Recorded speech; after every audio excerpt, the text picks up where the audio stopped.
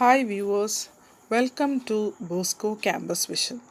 Today we are discussing a new subject, that is Fundamentals of Management, and it is for S1 BBA under Kerala University. And myself, Mary Netto, Assistant Professor from Department of Management, Don Bosco College, Kottayam. So this session we can discuss the balance portion of 14 principles of management. So last session we already discussed the 5 principles, that is division of work, authority and responsibility, discipline, unity of command, unity of direction. So the sixth one, subordination of individual interest to general interest. So this states that this principle calls in the reconciliation of objectives with those of organization, that is the business enterprise is superior to individual. So the interest of the organization must prevail upon personal interest of individual. And we can say that for the achievement of organizational objective, both the employee and management should subordinate the interest to the general interest of the concern. And so he says that this principle called for the reconciliation of objectives of individual with those of the organization, and when the individuals and organizational interest conflict, the latter must provide for subordination of individual interest to general interest. അപ്പോൾ ഇവിടെ പറഞ്ഞ 2 ഇൻട്രസ്റ്റുകളാണ്. എന്തൊക്കെയാണ്? ഒന്ന് വ്യക്തിപരമായിട്ട് നമ്മുടെ ഓരോരുത്തരുടെയും interest, individual. ഞാനെന്ന് പറയുന്ന വ്യക്തി ജോലി ചെയ്യാൻ പോകുമ്പോൾ ഒരു സർവീസ് അല്ല, നമ്മൾ ഉദ്ദേശിക്കുന്നത് എന്താണ്? എപ്പോഴും നിങ്ങൾ ഓരോരുത്തരും BBA കഴിഞ്ഞ് അല്ലെങ്കിൽ MBA കഴിഞ്ഞൊക്കെ ജോലിക്ക് പോകുമ്പോൾ നമ്മൾ ആഗ്രഹിക്കുന്നത് എന്താണ്? നല്ല രീതിയിൽ ശമ്പളം കിട്ടണം. അത് തന്നെയാണ് ഒരു സാറ്റിസ്ഫാക്ഷൻ. ചിലപ്പോൾ നമുക്ക് ജോലിയിൽ സാറ്റിസ്ഫൈഡ് ആവത്തില്ല, പക്ഷേ ശമ്പളമാണ് നമ്മളെ ചിലപ്പോൾ സാറ്റിസ്ഫൈ ചെയ്യിക്കും. ചിലപ്പം രണ്ടും കൂടെ ഒരുമിച്ച് വരാം. ഏറെക്കുറെ എന്ത് തന്നെയായാലും ഒരു ഇൻഡിവിജ്വൽ എന്ന് പറയുമ്പോൾ വ്യക്തിപരമായിട്ട് നമ്മുടെ ഇൻട്രസ്റ്റ് എപ്പോഴും സാമ്പത്തികമല്ലേ, നമുക്ക് നല്ല ശമ്പളം കിട്ടുക, നമ്മൾ പഠിച്ച ഏരിയയിൽ തന്നെ ജോലി ചെയ്യുക എന്നുള്ളതാണ്. ഇനി ഒരു ജനറൽ ഇൻട്രസ്റ്റ് എന്ന് പറഞ്ഞാൽ ഒരു ഓർഗനൈസേഷൻ്റെ ഇൻട്രസ്റ്റ് എന്താണെന്ന് അറിയണം. അപ്പം വ്യക്തിപരമായിട്ട് നമ്മുടെ ഇൻട്രസ്റ്റ് എന്താണ്, നമ്മൾ ചെന്ന ഓർഗനൈസേഷൻ്റെ ഇൻട്രസ്റ്റ് എന്താണ്, ഇത് രണ്ടും കൂടെ ചേരുമ്പോഴാണ് ഒരു subordination of individual interest to general interest എന്ന് പറയുന്നത്. So the business enterprise is superior to individual. നമുക്ക് എല്ലാവർക്കും അറിയാം, നമ്മളൊരു സ്ഥാപനത്തിൽ ജോലി ചെയ്യുന്നാൽ നമ്മളല്ല അവിടെ സുപ്പീരിയർ, നമ്മുടെ ഓർഗനൈസേഷൻ എന്ന് പറയുന്ന. ഇപ്പം നിങ്ങൾ ഓരോരുത്തർ ഈ കോളേജിലേക്ക് കടന്നു വരുമ്പോൾ എന്തു തന്നെയായാലും ഇവിടുത്തെ മാനേജ്മെൻ്റ് ആണ് അവിടുത്തെ സുപ്പീരിയർ അതോറിറ്റി. അവരെടുക്കുന്ന തീരുമാനങ്ങൾ നിങ്ങൾ അംഗീകരിക്കുക. So the subordination of individual interest to general interest എന്ന് പറയുമ്പം കോമൺ ആയിട്ട് നമ്മൾ ചിന്തിക്കേണ്ട എന്താണ്? ഒരു വ്യക്തിയുടെ ഇൻട്രസ്റ്റും ഒരു ഓർഗനൈസേഷൻ്റെ ഇൻട്രസ്റ്റും കൂടെ ഒത്തുചേർന്നാൽ മാത്രമേ ശരിക്കും ഒരു കോമൺ അല്ലെങ്കിൽ ഒരു സക്സസ് എന്ന് പറയുന്നത്. So both employee and management should subordinate the interest to the general interest of the concern. അങ്ങനെയാണെങ്കിൽ ഈ ഇൻഡിവിജ്വലിൻ്റെയും ഓർഗനൈസേഷൻ്റെ ഇൻട്രസ്റ്റും കൂടെ ഒത്തുചേരുമ്പോഴാണ് അതൊരു കോമൺ ഇൻട്രസ്റ്റായി മാറുകയും അതുമൂലം നമ്മുടെ ഓർഗനൈസേഷന് സക്സസ് ആവുകയും ചെയ്യുന്നത്. So clear with the 6th one, subordination of individual interest to general interest. Then the 7th is remuneration of personnel. ഈ പേഴ്സണൽ എന്ന് പറഞ്ഞാൽ എന്താണ്? അവിടെ എംപ്ലോയീസ് എന്നുള്ളൊരു അർത്ഥമാണ്. So it should be fair and just. Employee who are paid decent wages will have a high morale. So the employee must be remunerated fully for their service rendered to the organization. So the method of employee remuneration should be just and fair to everybody as far as possible, and it should accord satisfaction to both the employee as the organization. ഇപ്പോൾ ഒരു remuneration എന്ന് പറഞ്ഞാൽ വേതനം, ഒരു ശമ്പളം എന്ന് നമുക്ക് എളുപ്പത്തിൽ പറയാം. അപ്പോൾ ആർക്കാണ്? പേഴ്സണൽ എംപ്ലോയീസിന്. അപ്പോൾ നമ്മൾ എംപ്ലോയീസിന് ശമ്പളം കൊടുക്കുന്ന കാര്യമാണ് remuneration to personnel, remuneration of personnel എന്ന് പറയുന്നത്. So the employee must be remunerated fully for their services rendered to the organization. അപ്പോൾ ഒരു ഓർഗനൈസേഷന് വേണ്ടി തൻ്റെ എംപ്ലോയീസ് വർക്ക് ചെയ്യുകയാണെങ്കിൽ അവർക്ക് എന്താണ്? കൂലി കൊടുക്കണം. എന്ന് പറഞ്ഞാൽ അവർ ചെയ്യുന്ന അത്രയും സമയത്തിന് അല്ലെങ്കിൽ അവർ ചെയ്യുന്ന പ്രൊഡക്ഷൻ അനുസരിച്ചുള്ള ശമ്പളം അവർക്ക് കറക്റ്റായിട്ട് മാനേജ്മെൻറ്റ് അല്ലെങ്കിൽ എംപ്ലോയർ കൊടുത്തിരിക്കണം. So the method of employer remuneration should be just and fair to everybody as far as possible, and it should accord satisfaction to both employee and the organization or the employer. അപ്പോൾ ഒരു method of employee remuneration, ഒരു വ്യക്തിക്ക് ശമ്പളം കൊടുക്കുക എന്ന് പറയുമ്പോൾ it should be just and fair. എന്ന് പറഞ്ഞാൽ ഒരു വ്യക്തി രാവിലെ 9 മണി മുതൽ 5 മണി വരെ ജോലി ചെയ്യുന്നു, അയാൾ എത്ര യൂണിറ്റ് പ്രൊഡ്യൂസ് ചെയ്യുന്നു, അപ്പം അത് നമ്മൾ നീതിപരമായിട്ട് കൊടുക്കണം. അല്ലാതെ ചുമ്മാ അല്ല ഒരു 1000 രൂപ അല്ലെങ്കിൽ 100 രൂപ എന്ന് പറയുന്നതല്ല. ഒരു ഫിക്സഡ് സാലറി അല്ലെങ്കിൽ അവരുടെ എത്രത്തോളം എഫേർട്ട് ആ ജോലിക്കുണ്ടോ അതനുസരിച്ചുള്ള ഒരു കൂലി കൊടുത്തിരിക്കണം. പിന്നെ ഈ കൊടുക്കുന്ന കാര്യത്തിൽ എംപ്ലോയിക്കും എംപ്ലോയർക്കും സാറ്റിസ്ഫാക്ഷൻ ഉണ്ടാകും. ശമ്പളം വാങ്ങുന്ന എംപ്ലോയിക്ക് തോന്നണം ഇല്ലേ, ഞാൻ ചെയ്ത ജോലിക്കുള്ള ശമ്പളമാണ്, ഇത് തൃപ്തികരമാണ്. കൊടുക്കുന്ന എംപ്ലോയറും ചിന്തിക്കണം, എൻ്റെ സ്ഥാപനത്തിന് വേണ്ടിയാണ് അവൻ ജോലി ചെയ്തത്, എൻ്റെ പ്രോഫിറ്റിൻ്റെ ഒരു ഭാഗമാണ്. അപ്പം ആ ഒരു തൃപ്തിയോട് കൂടിയായിരിക്കണം എംപ്ലോയറും അത് ചെയ്യേണ്ടത്. ഇപ്പോൾ റെമ്യൂണറേഷൻ എന്ന് പറഞ്ഞാൽ എന്താണ്? Should be just and fair to employee and paid decent wages and will have high morale എന്നാണ് പറയുന്നത്.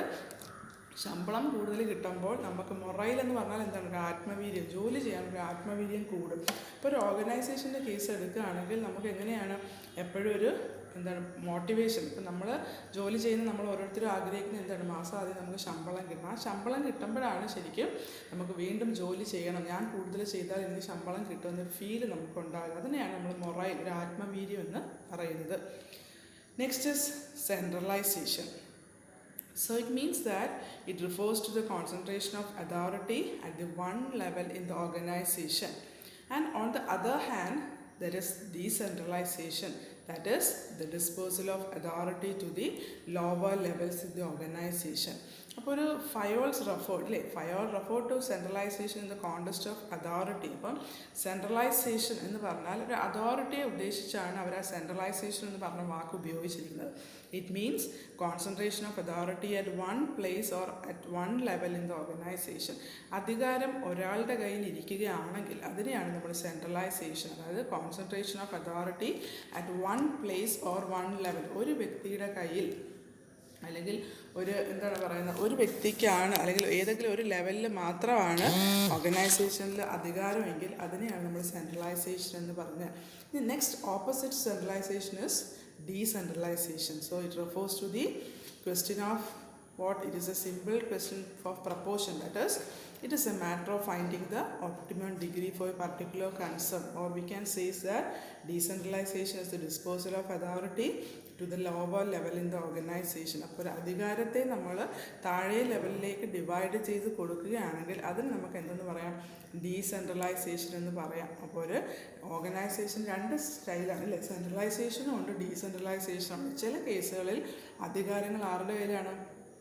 ഒരു വ്യക്തിയുടെ കയ്യിലാവാം, ഒരു ലെവൽ ഓഫ് ഡിപ്പാർട്ട്മെൻറ്റിൻ്റെ കയ്യിലാവാം. ചില സിറ്റുവേഷനിൽ അധികാരങ്ങൾ അതോറിറ്റി നമ്മൾ ഡിസ്പോസ് ചെയ്ത് കൊടുക്കുകയാണെങ്കിൽ അതിനെ നമ്മൾ ഡീസെൻട്രലൈസേഷൻ എന്ന് പറയും. അപ്പം യൂണിവേഴ്സിറ്റിക്ക് ചോദിക്കാവുന്നൊരു ക്വസ്റ്റ്യനാണ്, what is centralisation and what is decentralisation. So clear with the term. So next is scalar chain. So it refers to the chain of superior ranging from the ultimate authority to the lowest level in the chain, or the line of authority is the route followed via every link in the chain by all communication that will start from or go to the ultimate authority. So Fayol felt that departure from the chain is necessary to make communication fast and effective.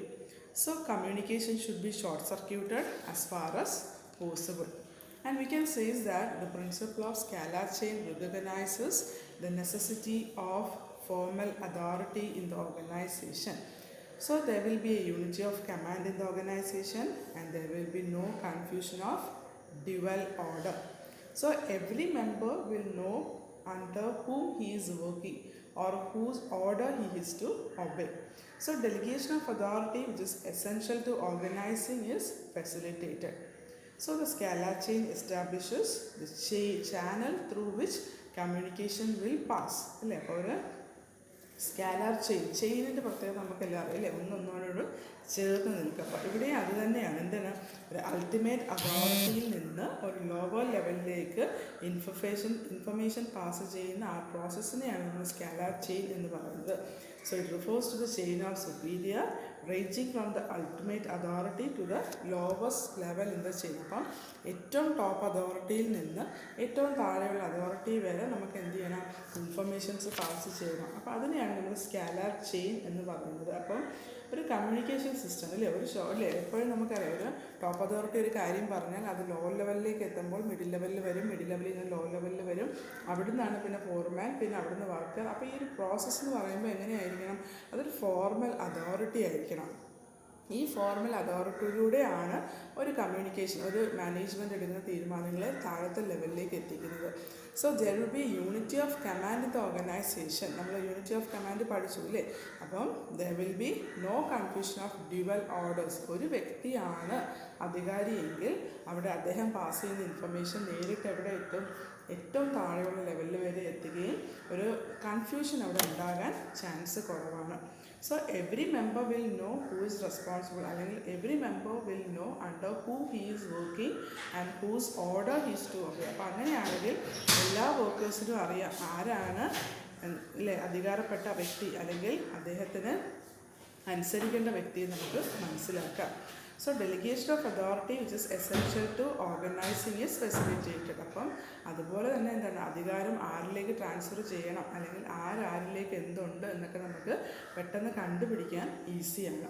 അതുകൊണ്ട് തന്നെ scalar chain establishes channel through which communication will pass. അല്ലേ, ഒരു communication pass ചെയ്യുമ്പോൾ അല്ലെങ്കിൽ ഒരു message വരുമ്പോൾ ഇത് ആര് പറഞ്ഞു എന്ന് കേൾക്കാം, അല്ലെങ്കിൽ എവിടെ നിന്ന് വരുന്നു എന്ന് പറയുമ്പോൾ തന്നെ എംപ്ലോയീസിന് മനസ്സിലാക്കാം ആ ചെയിൻ ഇല്ലേ, അതോറിറ്റി ആരാണ്, റെസ്പോൺസിബിലിറ്റി ആരാണെന്ന്. അപ്പോൾ അതാണ് ഒരു സ്കാലാർ ചെയിൻ കൊണ്ടവർ ഉദ്ദേശിക്കുന്നത്. That is it refers to the chain of superior ranging from the ultimate authority to the lowest level in the chain. Clear with the point? So next is order. So this principle implies the right man in the right place. Or Fayol says that there should be a place for everything and everyone. This is what is meant by order. That is, Fayol dealt with order in material thinking and also social order.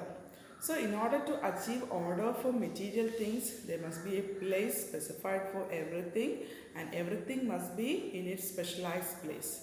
For social order to prevail in the organization, there must be an appointed place for every employee, and every employee must be in his appointed place.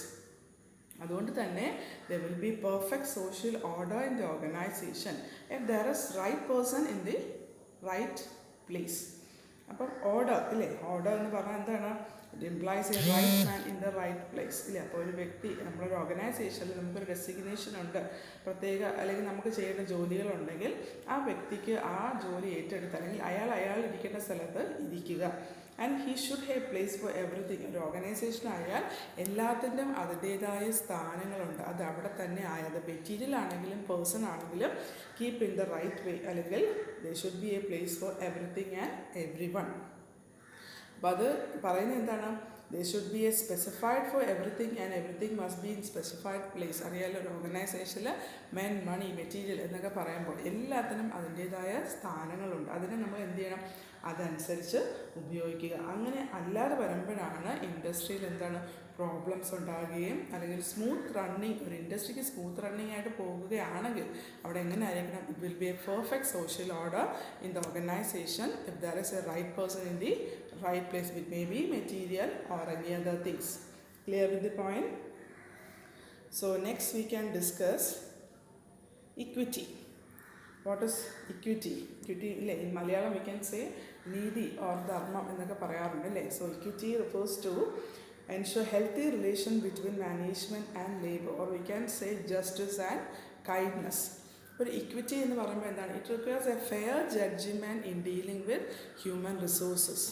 Or personnel must be treated with kindness and equity, devotions and loyalty are expected of them. So equity does not exclude their forceful or stressness. The superiors in the organization should be experienced and good-natured so as to deal with subordinates in a proper manner. ഒരു equity എന്ന് പറഞ്ഞാൽ എന്താണ്, ഒരു justice and kindness അല്ലേ. അപ്പം ഒരു industry ആകുമ്പോൾ human relations, അതായത് മാനേജ്മെൻറ്റ് ആൻഡ് ലേബർ എന്ന് പറയുന്നതിന് ഇമ്പോർട്ടൻസ് ഉണ്ടാവണം. സോ എക്സ്പീരിയൻസ്ഡ് ആയിട്ടുള്ള ഒരു മാനേജർ ആണെങ്കിൽ അദ്ദേഹം എങ്ങനെ ആയിരിക്കും തൻ്റെ സബോർഡിനേറ്റ്സിനെ ഡീൽ ചെയ്യുന്നത്? നല്ലൊരു മാനേഴ്സ്, ഒരു പീസ്ഫുൾ അറ്റ്മോസ്ഫിയറിലായിരിക്കും തൻ്റെ എംപ്ലോയീസിനെ അദ്ദേഹം ഡീൽ ചെയ്യുന്നത്. So equity requires fair judgement in dealing with human resources. Human resources എന്ന് പറഞ്ഞാൽ എന്താണ്? ഹ്യൂമൻ എന്ന് പറയുന്ന മെറ്റീരിയൽ, അതായത് എംപ്ലോയീസ്. അപ്പോൾ എംപ്ലോയീസിനെ ഡീൽ ചെയ്യുമ്പോൾ നാളെ നിങ്ങൾ ഓരോരുത്തരും BBA കഴിഞ്ഞ് അല്ലെങ്കിൽ MBA കഴിഞ്ഞ് HR സ്പെഷ്യലൈസേഷനൊക്കെ എടുക്കുമ്പോൾ അവിടെ എപ്പോഴും നമുക്ക് പേഷ്യൻസ് വേണം. കാരണം എന്താണ്? ഒരു ഹ്യൂമാനിറ്റേറിയൻ കോൺസെപ്റ്റ് ഉണ്ടാവണം. കാരണം നമ്മൾ ഒരു അപ്പർ അതോറിറ്റിയിൽ ഇരിക്കുമ്പോൾ നമ്മുടെ വർക്ക് ചെയ്യുന്ന അല്ലെങ്കിൽ നമ്മളെ ഇൻസ്ട്രക്ഷൻസ് കൊടുക്കുന്നത് എപ്പോഴും ഏറ്റവും താഴെയുള്ള ആളിലേക്ക് വരെ എത്തണം. അതുപോലെ മീറ്റിംഗ്സൊക്കെ കണ്ടക്ട് ചെയ്യുമ്പോൾ ചില ലേബേഴ്സിൻ്റെ കാര്യങ്ങളായിരിക്കും നമ്മൾ ഡിസ്കസ് ചെയ്യുന്നത്. അപ്പോൾ അവരൊക്കെ എന്ന് പറഞ്ഞാൽ ഏറ്റവും താഴെത്തട്ടിൽ നിൽക്കുമ്പോൾ നമ്മൾ അവരിലോളം താഴ്ന്നു വന്നാൽ മാത്രമേ നമുക്ക് അവരുടെ കാര്യങ്ങൾ മനസ്സിലാക്കുകയും അപ്പോൾ അവരോട് ഡീൽ ചെയ്യാൻ പറ്റും. ഇപ്പം നിങ്ങൾ ഇനി പഠിക്കും qualities and qualifications of manager. അപ്പം നമ്മളൊരു മാനേജറൊക്കെ ആയിട്ട് ഇരിക്കുമ്പോൾ ലോക്കൽ ലാംഗ്വേജ് അറിയണം. നമ്മളൊരു ദൂരെ സ്ഥലത്ത് പോയി ജോലി ചെയ്യുമ്പോൾ ലേബേഴ്സ് സംസാരിക്കുന്ന അവർ ലോക്കൽ ലാംഗ്വേജ് ആയിരിക്കും. അവർക്ക് ഇംഗ്ലീഷോ ഹിന്ദിയോ ഒന്നും അറിയത്തില്ലെങ്കിൽ ആ ലോക്കൽ ലാംഗ്വേജ് വരെ നമ്മൾ അറിഞ്ഞിരിക്കണം. കാരണം എന്താണ്? അവരിലേക്ക് ഇറങ്ങിച്ചെന്ന് അവരുടെ പ്രശ്നങ്ങൾ മനസ്സിലാക്കി നമ്മൾ പ്രവർത്തിക്കണം. അപ്പോൾ അവിടെ നമുക്കൊരു ഹ്യൂമാനിറ്റേറിയൻ കോൺസെപ്റ്റ് നമ്മുടെ കയ്യിൽ, ഒരു മനുഷ്യത്വം എന്ന് പറയുന്നൊരു കോൺസെപ്റ്റ് ഉണ്ടായിരിക്കണം. And so the superior in the organisation should be experienced. ഒരു സുപ്പീരിയറിൽ നിന്ന് പ്രതീക്ഷിക്കുന്ന എപ്പോഴും എക്സ്പീരിയൻസ്ഡ് ആയിട്ടുള്ളൊരു വ്യക്തി അല്ലെങ്കിൽ എക്സ്പീരിയൻസ്ഡ് ആയിട്ടുള്ള അയാളുടെ അനുഭവങ്ങളായിരിക്കാം. ആൻഡ് ഗുഡ് നേച്ചേർഡ്, അറിയാലോ സ്വഭാവം എങ്ങനെയായിരിക്കണം? നല്ല രീതിയിലായിരിക്കണം. And so deal with the subordinates in a proper manner. അങ്ങനെയാണെങ്കിൽ ആ വ്യക്തിക്ക് നല്ല രീതിയിൽ എന്ത് ചെയ്യാം? ആൾക്കാരുമായിട്ട് ഡീല് ചെയ്യാൻ പറ്റും. അതിനെയാണ് നമ്മൾ എന്തെന്ന് പറയുന്നത്? ഇക്വിറ്റി എന്ന് പറയുന്നത്. Clear with the term? So today we discussed the balance portion of 14 principles of management. I hope you are clear with the portions. So this is the end of today's session. Study well, prepare well. Thank you.